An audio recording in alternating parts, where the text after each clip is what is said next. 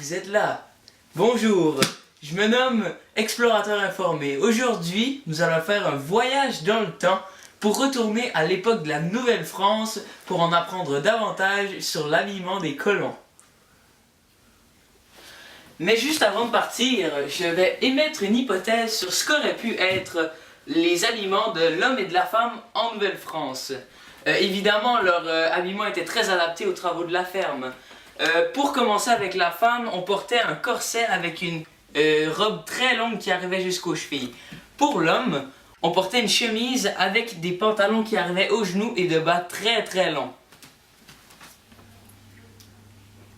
J'enfile donc mes jumelles et je pars à l'aventure.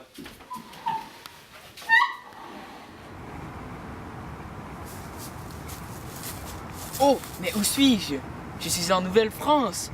Youpi! Ça a marché. Donc tout a commencé en 1534 lorsque Jacques Cartier a pris possession du territoire au nom du roi de France. Depuis, de nombreux Français sont venus s'installer sur le territoire. Bien évidemment, les premiers colons ont dû rapidement s'adapter aux hivers glaciaux québécois.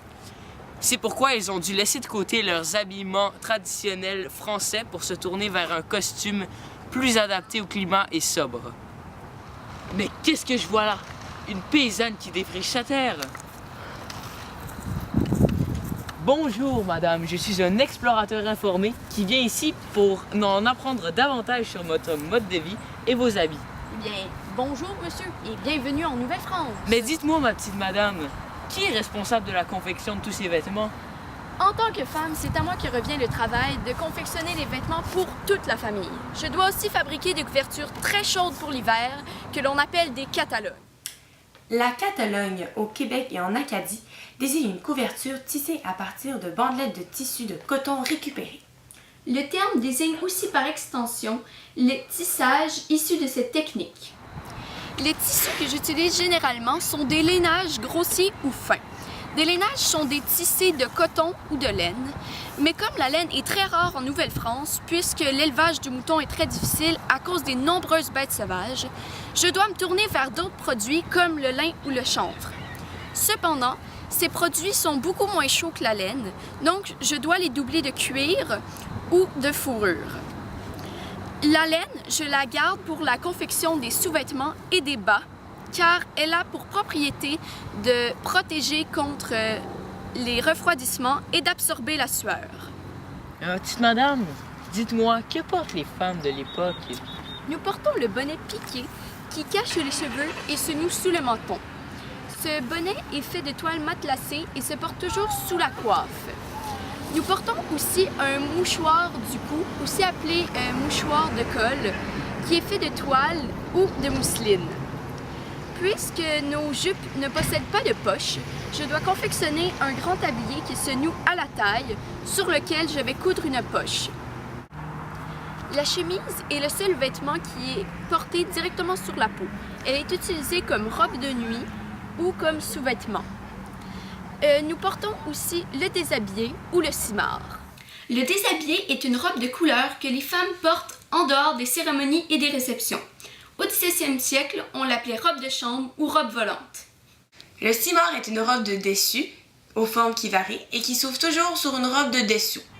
Pour le bas, je porte des souliers français ou des sabots de bois. De plus, je porte des longs bas de laine qui sont retenus au-dessus du genou par des jarretières.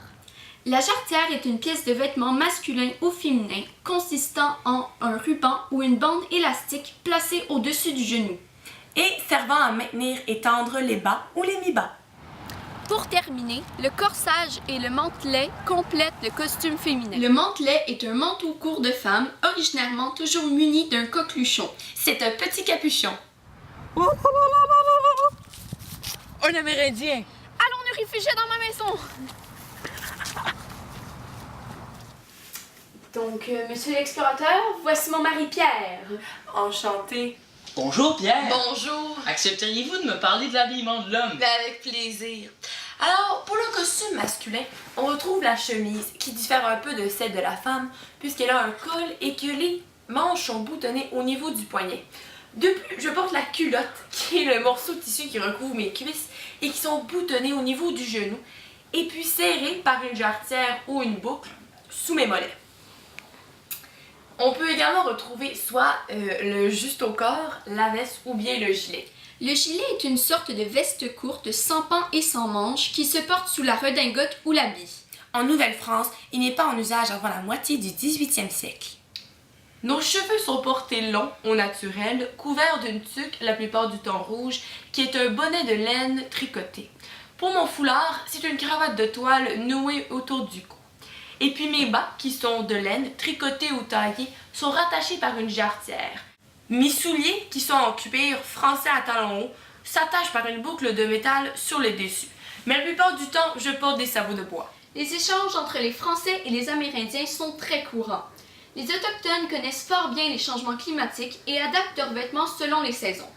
Cependant, leur influence sur le costume français n'est pas aussi grande qu'on pourrait le croire. Chez la femme, l'influence amérindienne se limite au châle. Du côté des hommes, ils portent des mitasses et des souliers de bœuf. Parfois, le brayet remplace la culotte, au grand désarroi des curés. Pour les enfants, les vêtements passaient d'un enfant à l'autre, plus jeune, et étaient reprisés et retaillés jusqu'à l'usure complète. Pour les garçons de plus de 5 ans, leur chemise était faite comme celle de leur père. J'ai aussi fait mes recherches et les voyageurs qui étaient des personnages marquants de la Nouvelle-France s'associaient quelques vêtements typiques, notamment les mitasses, le brayet et les mocassins. Les mitasses sont une sorte de guêtre qui est fait de drap ou de peau de cerf et qui remplaçait les bas en raison de leur grande résistance. Le brayet, qui était de fabrication indigène, était en fait une culotte courte formée de drap épais et renforcée de cuir au siège et aux genoux. Les mocassins sont des souliers plats faits de peau de bœuf ou d'orignal qui étaient utilisés en raison de leur grande souplesse et de leur résistance à l'humidité. De plus, ils portaient des gilets aux couleurs très attrayantes. Le costume canadien est représenté par les dessins et les gravures comme coiffé d'une tuque à gland, le corps entouré d'une ceinture fléchée et chaussé de bottes sauvages. Ce costume représente surtout les patriotes. Cependant, il semble qu'il n'y a pas vraiment eu de costume typique pour les colons du régime français. Adieu compagnons, merci pour cette visite enrichissante. Je dois maintenant retourner à mon époque pour faire un bilan de mes observations. Au revoir Pierre!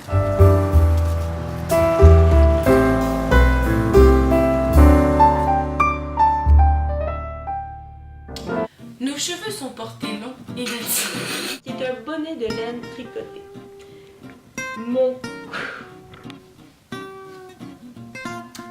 Nos cheveux sont longs, souvent couverts d'une... Pour mon foulard, il est de toile, enroulé autour du cou et dont les deux pointes nouées retombent sur ma poitrine. Fixez. Nos cheveux sont portés longs, au naturel. Nos cheveux sont portés longs, au naturel, couverts d'une tuque la plupart du temps. Et mon foulard, qui est de toile, enroulé autour du cou, forme un nœud dont les deux pointes retombent sur ma poitrine. Mon foulard est une cravate de toile nouée autour du cou. Et puis pour mes bas... Ben non!